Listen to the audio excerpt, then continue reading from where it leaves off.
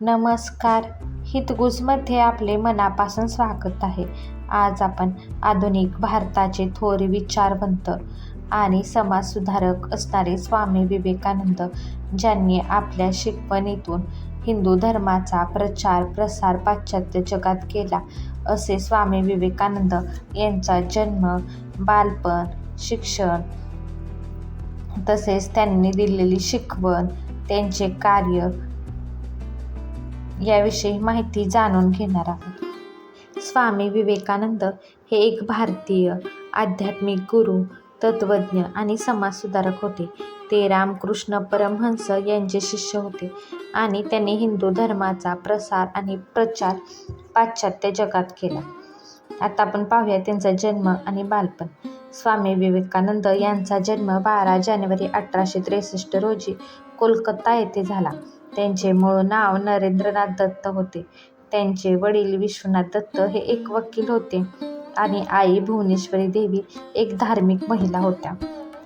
नरेंद्रनाथ लहानपणापासूनच बुद्धिमान आणि जिज्ञासू होते.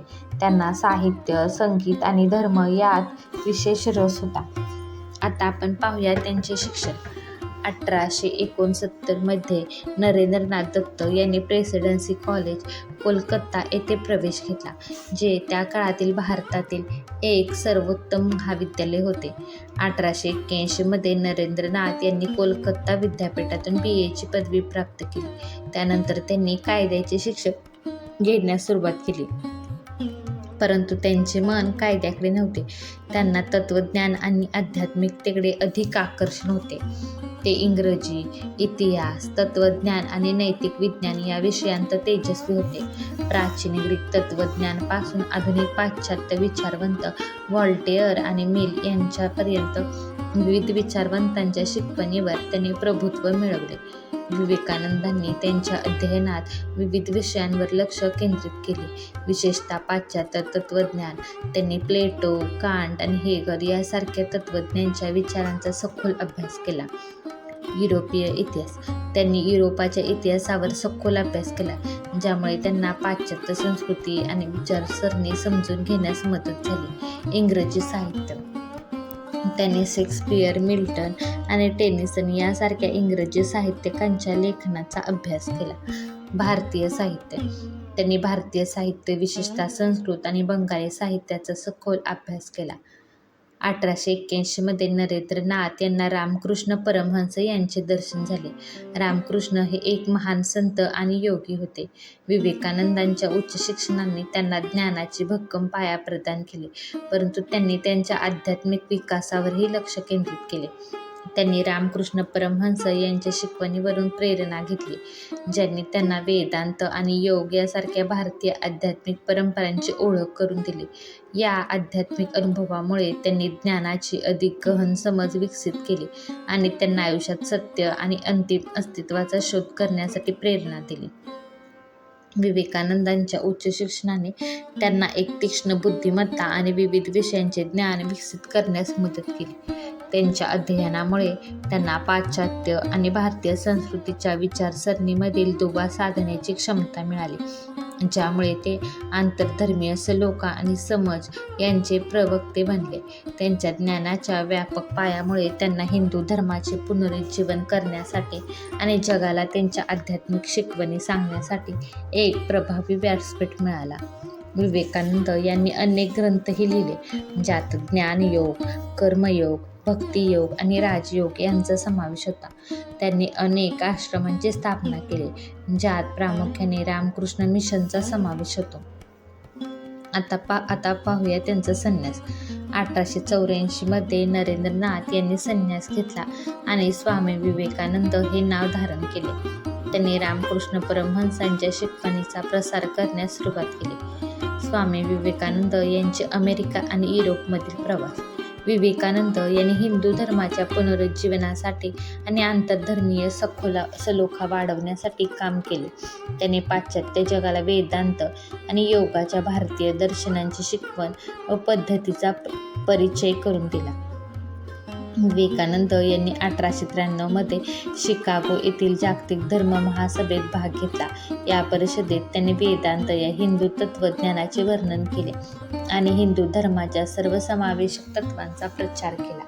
त्यांनी तेथील माझे बंधू आणि भगिनींनो या शब्दांनी सुरुवात केलेले भाषण खूप प्रसिद्ध झाले. स्वामी विवेकानंदांनी अमेरिकेनंतर युरोपमधील अनेक देशांना भेट दिली. त्यांनी England, France, Germany, Switzerland, Italy आणि रशिया या देशांमध्ये व्याख्याने दिली. त्यांनी या देशांमधील लोकांना हिंदू धर्म आणि भारतीय संस्कृतीबद्दल सांगितले.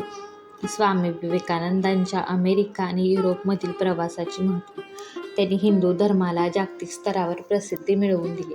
त्यांनी सर्व धर्मांचा आदर करण्याचे आवाहन केले आणि आंतरधर्मीय सलोखा वाढवण्यास मदत केली.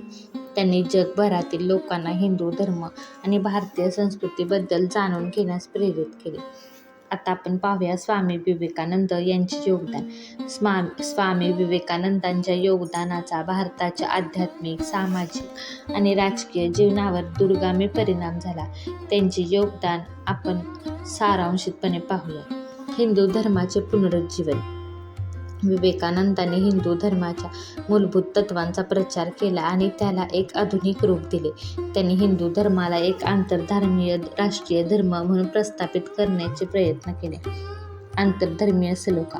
विवेकानंदांनी आंतरधर्मीय सलोखा वाढवण्यासाठी प्रयत्न केले. त्यांनी सर्व धर्मांना समान मानले आणि त्यांच्यातील समानतेवर जोर दिला. भारतीय राष्ट्रवाद. विवेकानंदांनी ब्रिटिश शासित भारतात राष्ट्रवाद आणण्यात योगदान दिले. त्यांनी भारतीयांना त्यांच्या सामर्थ्याची जाणीव करून दिली आणि त्यांना स्वातंत्र्यासाठी लढण्यासाठी प्रेरित केले. त्यांनी सर्व धर्म समभाव संकल्पनेसोबतच मानवतेच्या एकात्मतेचा पुरस्कार केला.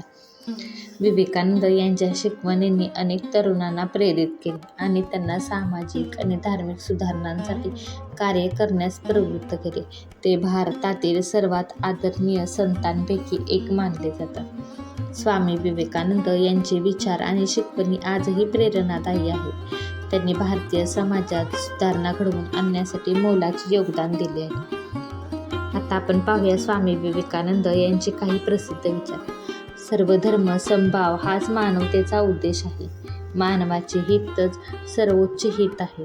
मानवतेची सेवा हीच ईश्वराची सेवा आहे. त्यांचे उठा, जागे व्हा आणि ध्येय गाठेपर्यंत थांबू नका हे उद्गार प्रसिद्ध झाले. स्वामी विवेकानंद हे एक महान संत, तत्त्वज्ञ, समाजसुधारक आणि स्वातंत्र्य सैनिक होते. त्यांच्या शिकवणी आजही आपल्याला प्रेरणा देतात. त्यांनी आपल्या विचार आणि कार्याद्वारे जगाला एक नवीन दिशा दिली आहे. हा व्हिडिओ तुम्हाला आवडला असेल तर व्हिडिओला लाईक करा, शेअर करा आणि चॅनलला सबस्क्राईब करा. भेटूयात पुन्हा अशाच एका छानशा व्हिडिओसोबत. तोपर्यंत धन्यवाद.